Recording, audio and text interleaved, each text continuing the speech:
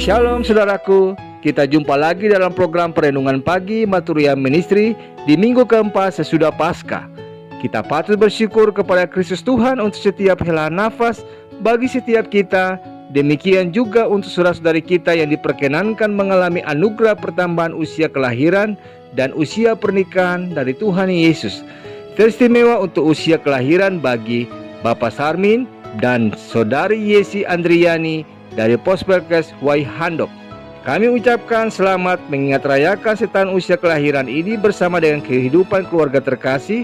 Kiranya Tuhan Yesus berkenan memberkati dan menyempurnakan sukacitanya dengan kekuatan kesehatan dan hikmat Tuhan.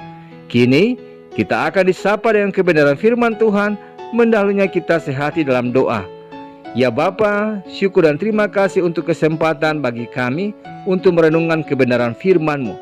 Berkatilah setiap kami dengan hikmat Allah, sehingga kami dimampukan untuk dapat memahaminya dan melaksanakan dalam kehidupan kami.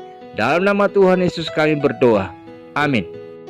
Bacaan Alkitab terambil dalam kitab 2 Raja-Raja pasal yang ke-7 ayat yang pertama hingga ayat yang ke-16 yang menyatakan, Lalu berkatalah Elisa, dengarlah firman Tuhan, beginilah firman Tuhan. Besok kira-kira waktu ini sesukat tepung yang terbaik akan berharga sesikal dan 2 sukat jelai akan berharga sesikal di pintu gerbang Samaria. Tetapi perwira yang menjadi ajudan raja menjawab abdi Allah, katanya, sekalipun Tuhan membuat tingkap-tingkap di langit, masakan hal itu mungkin terjadi? Jawab abdi Allah, sesungguhnya engkau akan melihatnya dengan matamu sendiri, tetapi tidak akan makan apa-apa daripadanya. 4 orang yang sakit kusta ada di depan pintu gerbang. Berkatalah yang seorang kepada yang lain, mengapakah kita duduk-duduk di sini sampai mati? Jika kita berkata, baiklah kita masuk ke kota, padahal dalam kota ada kelaparan, kita akan mati di sana. Dan jika kita tinggal di sini, kita akan mati juga. Jadi sekarang, marilah kita menyeberang ke perkemahan tentara Aram.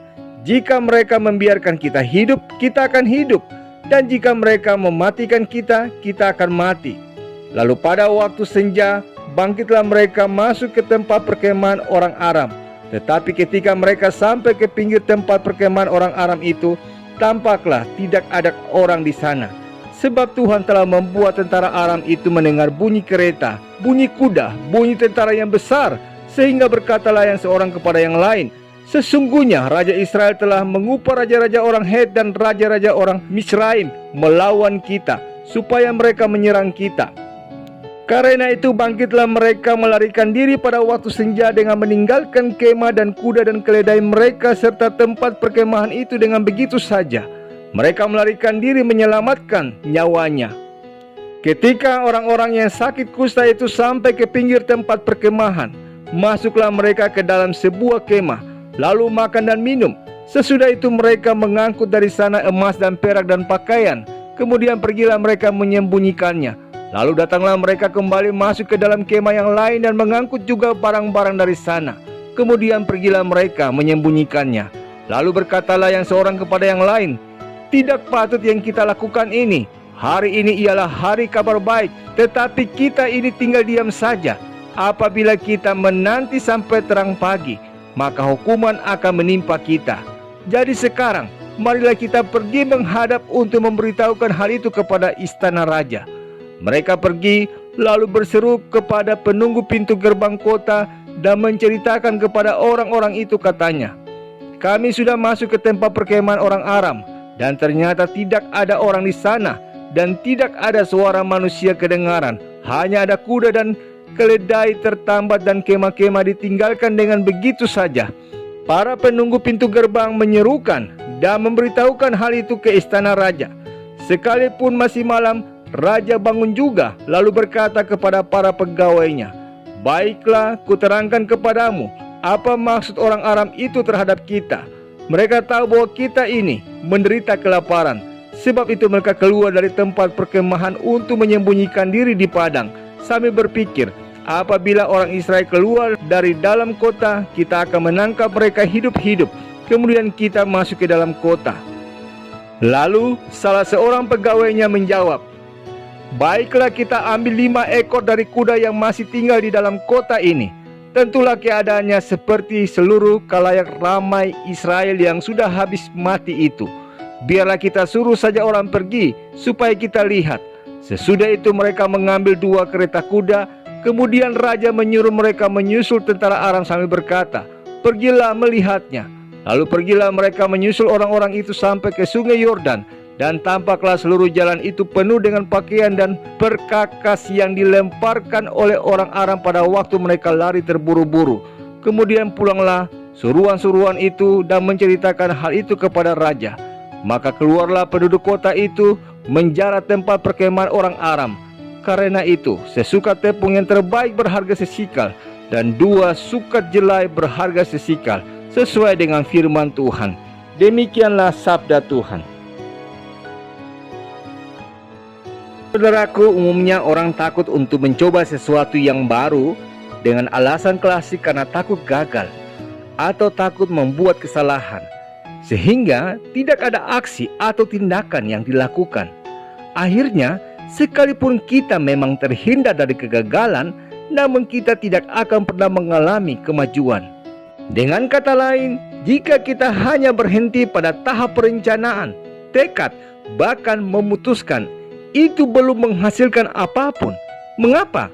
Karena belum ada eksekusi atau sebuah tindakan. Seringkali yang terjadi, kebanyakan orang memiliki sejumlah ide atau gagasan brilian, namun sayangnya hanya sebatas ide dan rencana saja. Tidak ada tindakan yang dilakukan. Pada akhirnya ide dan rencana itu menjadi mubazir, saudaraku. Belajar dari kasus 4 orang kusta yang memutuskan untuk menyeberang ke perkemahan tentara Aram. Tindakan ini tentu sangat berisiko, sebab bisa saja tentara Aram membunuh mereka. Namun jika hanya duduk diam dan tidak melakukan apa-apa, hal itu juga berisiko, sebab mereka pasti mati kelaparan. Sama-sama memiliki risiko, saudaraku. Mereka memilih untuk menyeberang ke perkemahan tentara Aram. Mereka berani mencoba, mereka berani bertindak. Yang terjadi sungguh luar biasa. Perkemahan tentara Aram yang penuh dengan makanan, minuman, emas, perak, dan pakaian justru dalam keadaan kosong. Mereka tidak hanya menikmati kelimpahan, tapi justru melalui 4 orang kusta inilah bangsa Israel selamat dari kelaparan. Jika 4 orang kusta itu main aman saja dalam tanda petik dan tidak berani bertindak, barangkali jalan ceritanya menjadi berbeda, saudaraku. Mereka tidak berhenti pada rencana dan keinginan saja. Meskipun ancaman dan tantangan selalu ada, tapi kemungkinan sukses juga ada. Mereka pun bertindak dan mereka pun meraih sukses. Saat ini, saudaraku, jika kita memiliki sejumlah gagasan atau ide yang cemerlang, atau jika kita sudah punya berbagai rencana kerja yang bagus, ingatlah bahwa yang lebih penting adalah tindakannya. Sebab hanya dengan demikianlah kita bisa menikmati hasilnya dan merasa puas olehnya. Lagi pula dengan demikian kita akan menjadi terbiasa bertindak cepat dan tepat, bukan hanya berkutat dalam perencanaan dan teori saja. Jadilah pribadi, saudaraku, yang mau untuk lebih baik bertindak dan gagal daripada tidak bertindak sama sekali. Mengapa? Sebab paling tidak kita punya peluang untuk berhasil dibandingkan dengan tidak melakukan apa-apa. Karena itu tidak pernah salah jika Benjamin Franklin berkata, 1 ons tindakan sama seperti 1 ton teori. Anda setuju? Amin. Saudaraku, mari kita sehati dalam doa. Bapa yang mulia, kami bersyukur dan berterima kasih dalam perkenan-Mu, kami boleh diperkenankan kembali memasuki minggu ketiga sesudah Paskah. Demikian untuk kebenaran firman-Mu yang mengajarkan kepada kami untuk tidak takut gagal dan berani mengambil setiap keputusan dalam kehidupan kami dengan melangkah berjalan bersama dengan Engkau.